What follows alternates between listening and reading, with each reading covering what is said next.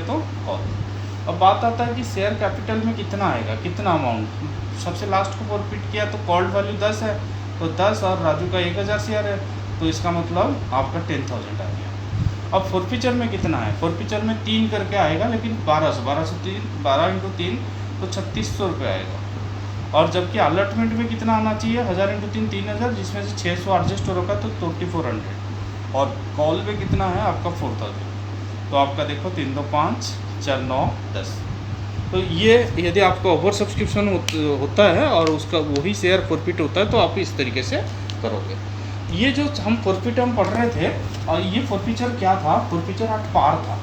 अब हम पढ़ रहे हैं forfeiture at premium, forfeiture at premium. तो इसमें कोई चेंज नहीं, थोड़ा सा चेंज होगा। क्या चेंज होगा, प्रीमियम आइदर रिसीव हो गया होगा, रिसीव्ड या नॉट रिसीव, दोनों दो केस होगा। यदि मिल चुका है तो आप इग्नोर कर लो, तो फिर इसका मतलब आपका एंट्री वही होगा जो आपको एट पार में एंट्री करते थे, वही होगा। Share capital debit, share forfeiture to share allotment, यदि कॉल नहीं दिया तो कॉल। यदि नहीं रिसीव हुआ है तो उस केस में आप क्या करोगे, entry share capital debit, SPR debit to share forfeiture और टू शेयर अलॉटमेंट और कॉल सी नहीं।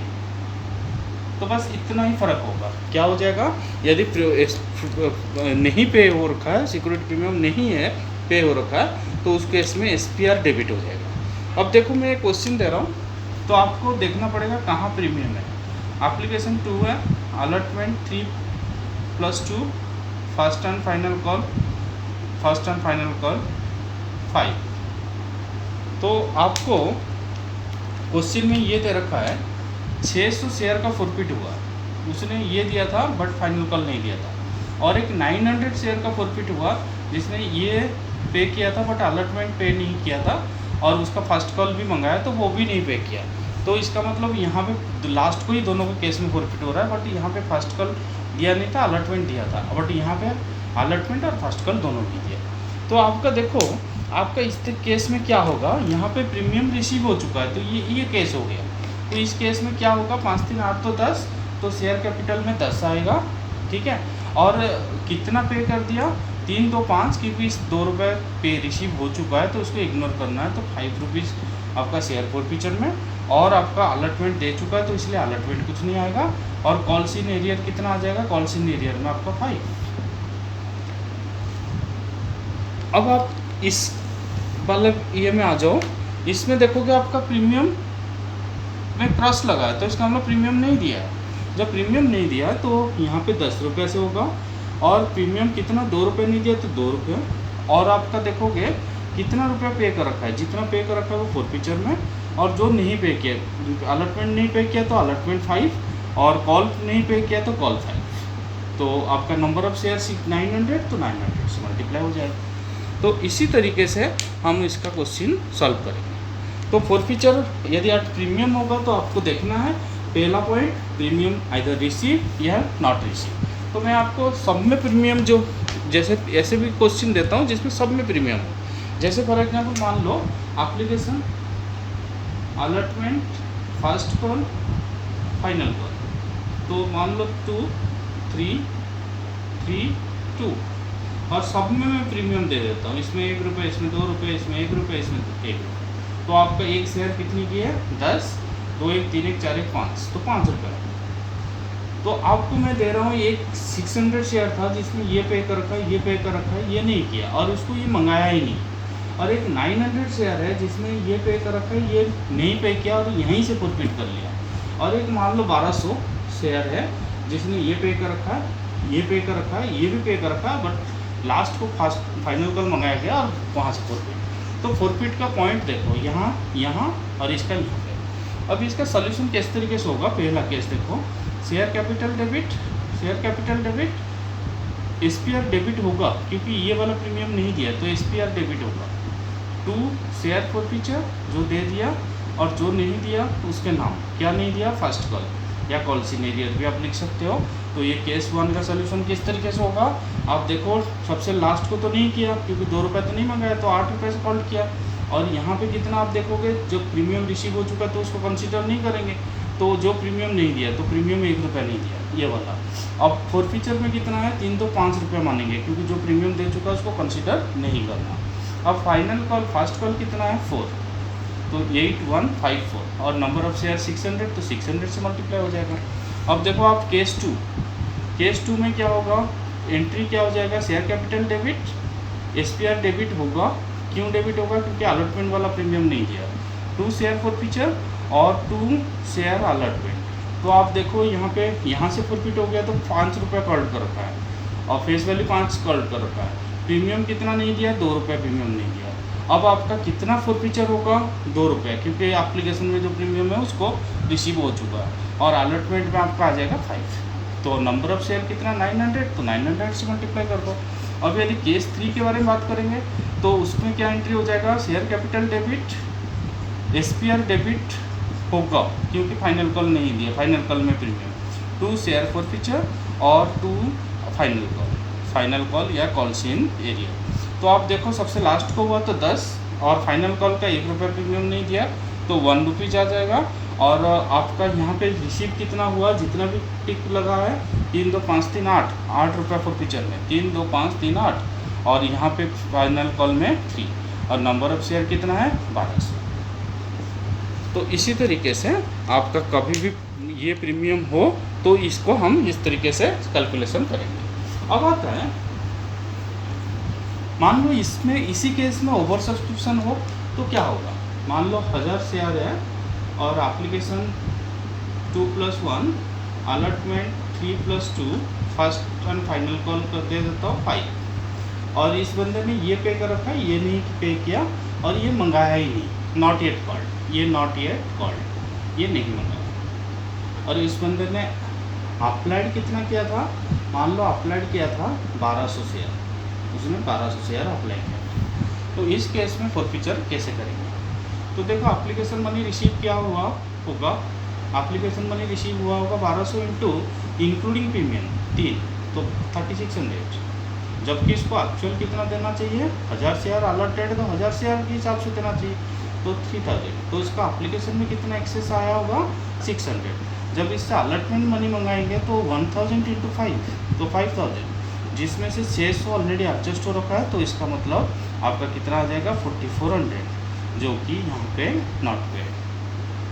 ठीक है, अब यहाँ में एंट्री किस तरीके से करना है, एंट्री ये करना है, share capital debit, SPR debit तो होगा ही, क्योंकि अलॉटमेंट वाला प्रीमियम नहीं रखा है, 2 शेयर फोरफीचर और 2 शेयर अलॉटमेंट। आपको अमाउंट बता देता हूँ, शेयर कैपिटल में कितना होगा, 5 रुपये, जब नहीं मंगाए तो 5 रुपये से कॉल्ड किए, कॉल्ड वैल्यू, और प्रीमियम आपका 2, और आपका क्या दे रखा है यहाँ पे, नंबर ऑफ शेयर 1000 है तो 1000 से मल्टीप्लाई कर दो, और फोरफीचर में आप देखोगे कि कितना दिया है, 3600 दिया है, क्योंकि 3 रुपये इंटू 1200 के हिसाब से, और अलॉटमेंट में कितना दिया है, अलॉटमेंट में 4400। तो आप ये कितना हो गया 5000, तो 7000, 5000, और यहाँ पे कितना आ जाएगा SPR में 2000, तो कितना हो गया 5 2 7000, यहाँ पे फिर अच्छा ओके, ये पॉइंट था कि यहाँ पे ज़्यादा कैसे हुआ, क्योंकि 3600 जो था ना,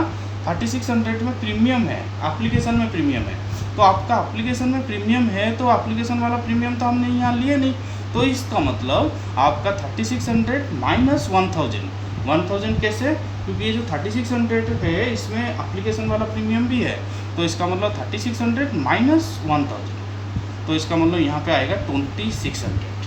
ठीक है, तो ये ज़्यादातर बच्चे इसी के ऊपर गलती करते हैं, क्या, क्योंकि हमने तो यहाँ पे जितना रिसीव हुआ वहाँ पे लिख दिए, बट ना, जब भी आपको कैलकुलेशन करना हो तो आप देखोगे तो प्रीमियम यदि एप्लीकेशन में है तो वो वाला प्रीमियम को कैसे हटाना है, टोटल जितना रिसीव हुआ है, कितना रिसीव हुआ 3600, बट उसमें 1000 इंटू 1 करके 1000 तो प्रीमियम है, तो वो प्रीमियम को भी आपको हटाना पड़ेगा। तो इसके ऊपर ध्यान देना, यही ज़्यादातर बच्चों का यहीं पे गलती होता है, तो इसको केयरफुल करो। नेक्स्ट देखो, आपका फोरफीचर होने के बाद आपका नेक्स्ट पॉइंट आता है री इशू। क्या होता है नेक्स्ट पॉइंट आया आपका री इशू, दोबारा इशू करना, री इशू का क्या मतलब होता है, दोबारा इशू करना, तो कंपनी को क्या होगा, कैश मिलेगा, तो कंपनी अपने ये में बैंक को डेबिट करेगा, बैंक टू शेयर कैपिटल, ये मेन एंट्री होता है बैंक टू शेयर कैपिटल। यदि 10 का शेयर 10 पे किया तो बैंक में 10, शेयर कैपिटल में 10। और यदि मान लो 10 का शेयर 12 पे किया, तो ऐसे भी तो हो सकता है कि आपने 10 का शेयर आप 12 पे इशू कर दिए, तो 2 रुपये एक्स्ट्रा दोगे तो ये भी वही जाएगा। इशू के टाइम भी वो SPR में जाता था, तो री इशू के टाइम में भी SPR में जाएगा। अब ये आ गया 2 केस। अब तीसरा केस ऐसे भी तो हो सकता है कि कम में हो, डिस्काउंट पे भी इशू कर सकते हो कि आप जो शेयर है, पुराना शेयर है, तो आप उसको कम रेट पे भी इशू कर सकते हो। तो 10 का शेयर 8 पे कर दिए, तो वो वहाँ पे शेयर फॉरफीचर डेबिट, जब आप फॉरफिट करते थे तो उसको सारा अमाउंट फॉरफिट में डालते थे। तो अब जो भी बैलेंस एडजस्ट होगा वो फॉरफीचर से, तो bank debit share forfeiture debit to share capital. तो इसी तरीके से ये आएगा। और फाइनल क्या होगा, आइदर री इशू क्या होगा, एट पार होगा, प्रीमियम होगा, या कम वैल्यू पे होगा। तो री इशू पे यदि ज़्यादा पे 10 का शेयर 12 पे करोगे तो 2 रुपया बचेगा, तो 2 रुपया वो आपका कहाँ चला जाएगा, प्रीमियम पे। बट जब 10 का शेयर 8 पे करोगे तो 2 रुपये आपका लॉस हो जाएगा, वो भी शेयर फॉरफीचर में एडजस्ट होगा।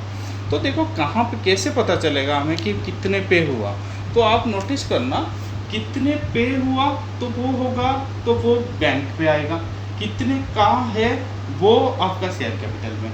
तो आप इस पॉइंट को ध्यान रखना, री इशूड आर्ट या फॉर, ये वर्ड लिखा होगा आर्ट या फॉर, तो कितने पे वो बैंक में, कितने का था तो वो शेयर कैपिटल। यदि फुली पेड लिखा है तो 10 का होगा या 20 का होगा, जो भी फेस वैल्यू। यदि लिखा होगा कि मान लो कॉल्ड वैल्यू मतलब जितना मंगाया है, तो 8 रुपये मंगाए तो 8 रुपये वाले, तो इस जितने का था वो यहाँ पे, जितने पे हुआ वो आपका बैंक में। और मैं आपको बोलूँ कि आप उस तरीके से री इशू का केस में आप 1-2 बार पढ़ लो तो क्वेश्चन आपको पता चल जाएगा कितने पे री इशू हुआ। अब की प्रॉब्लम आता है कि जब हम फॉरफिट कर रहे थे तो शेयर फॉरफीचर क्रेडिट हो रहा था और यहाँ पे डेबिट हो रहा है। क्या हम इस शेयर फॉरफीचर को ऐसे छोड़ सकते हैं? नहीं, क्योंकि जब हमने फॉरफीचर किए तो उसको एक अकाउंट हमने खोले कि शेयर फॉरफीचर, तो उसमें जब री इशू हो रहा है तो उसमें से भी एडजस्ट हो रहा है, वो एक्चुअली हमारा कैपिटल रिजर्व है। तो कैपिटल रिजर्व है तो उसको हम एडजस्ट करके लास्ट को share forfeiture to capital reserve करेंगे। तो ये कहाँ से आएगा, जो फॉरफीचर आपका शेयर फॉरफीचर आया होगा क्रेडिट में, तो ये मान लो मैं ए दे रहा हूँ और इस पॉइंट को मैं बी दे रहा हूँ, तो इन दोनों को एडजस्ट करके ए माइनस बी मैं अभी बात करूँगा, तो ए माइनस बी करके आपको ये एडजस्टमेंट करके आपको कैपिटल रिजर्व में ट्रांसफ़र होगा। तो इसको कितना कैपिटल रिजर्व में ट्रांसफ़र होगा, मैं क्वेश्चन दे रहा हूँ जिसमें एप्लीकेशन वाला प्रीमियम होगा। और एग्जांपल मान लो application 2+1, allotment 3+2, first call 3, final call 2। ये पे कर रखा है, ये नहीं किया, ये नहीं किया, ये नॉट येट कॉल्ड, ये नहीं मंगाया, नॉट येट कॉल्ड। और कितना शेयर है, 1000 शेयर। मान लो यहाँ पे लिखा है केस 1, इफ फुल शेयर री इशू हो गया, फुल शेयर री issue at 9 for fully paid of, तो उस केस में क्या होगा, पहला केस में कर दूं फिर उसके बाद दूसरा केस करेंगे। तो आप देखोगे यहाँ पे ये ओवर सब्स्टिट्यूशन वाला तो है नहीं, तो आपका सीधा सीधा एंट्री करेंगे, शेयर कैपिटल डेबिट, फॉरफीचर का एंट्री होगा पहले, share capital debit, SPR debit होगा to share forfeiture, to share allotment, to share first call. आप देखोगे तो 2 रुपये नहीं मंगाया तो 8 रुपये से कॉल्ड हुआ। अब आता है कि भाई कितना दिया फॉरफीचर के, आपका प्रीमियम कितना आएगा, प्रीमियम 2 रुपये आएगा। फॉरफीचर में कितना होगा, ये वाला प्रीमियम कंसिडर नहीं करेंगे तो फॉरफीचर में 2 आएगा। और उसके बाद क्या है, अलॉटमेंट में कितना आएगा, अलॉटमेंट में 5 आएगा और फर्स्ट कॉल में 3, तो 5 3 8 2 10। और नंबर ऑफ शेयर कितना है आपका, 1000।